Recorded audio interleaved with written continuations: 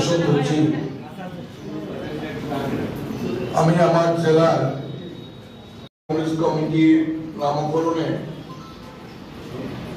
এই জেলার ছয়টা জেলার মধ্যে গত বিধানসভা নির্বাচনে বিধানসভা কেন্দ্রে কংগ্রেস পার্টি লড়াই করেছিল। একটা আসন আমরা এবং একটা আসন খুব সীমিত ভোটের কারণে আমরা হেরেছি। আর একটা আসন যেটা উপজাতিদের জন্য সংরক্ষিত, সেই আসন বাদী সিপিএম যারা আমাদেরকে করতে নির্বাচনে অংশগ্রহণ করেনি এবং কিছুটা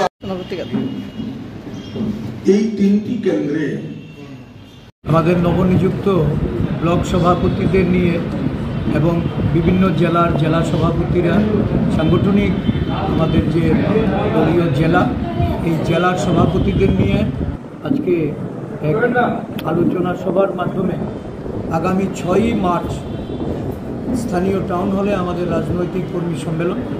এই কর্মী সম্মেলনকে সফল করার লক্ষ্যে ব্লকের প্রতিনিধি, আমাদের জেলার প্রতিনিধি এবং প্রদেশ কংগ্রেসের বিভিন্ন শাখা সংগঠন, আমাদের বিভাগ এবং সেলে সমস্ত প্রতিনিধিদের সঠিকভাবে সেখানে প্রতিনিধিত্ব করার যে সুযোগ, এই সুযোগ করে দেওয়ার লক্ষ্যে আমাদের দলীয় যে কর্মসূচি, এই কর্মসূচি বাস্তবায়নের লক্ষ্যে ব্লক কমিটি, মণ্ডল কমিটি, বুথ কমিটি যেগুলি পুনর্গঠন করা হয়েছে, সেই পুনর্গঠিত কমিটির নেতৃত্বকে সামনে রেখে এই রাজনৈতিক সম্মেলন অনুষ্ঠিত হতে যাচ্ছে।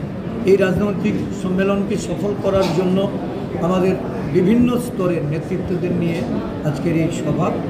আগামী দিন আমাদের যে আসন্ন লোকসভা নির্বাচন, এই লোকসভা নির্বাচনের প্রস্তুতি কীভাবে নেওয়া, আমাদের দলীয় সিদ্ধান্তে উপনীত হতে গেলে আমাদের তৃণমূল স্তরের নেতৃত্বের মতামত সেগুলি গ্রহণ করার লক্ষ্যেই আজকে এই সভা। মতার সঙ্গে আলোচনা কতটুকু এগুলো এবং আজকে যে অনশন করছে তারা কী বলবেন? না, আলোচনা তো আমাদের চলছে। আমাদের আলোচনা আমরা আমাদের কেন্দ্রীয় নেতৃত্বের কাছেও পৌঁছে দিয়েছি। সিদ্ধান্ত যখন হবে তখন আপনারা জানতে পারবেন।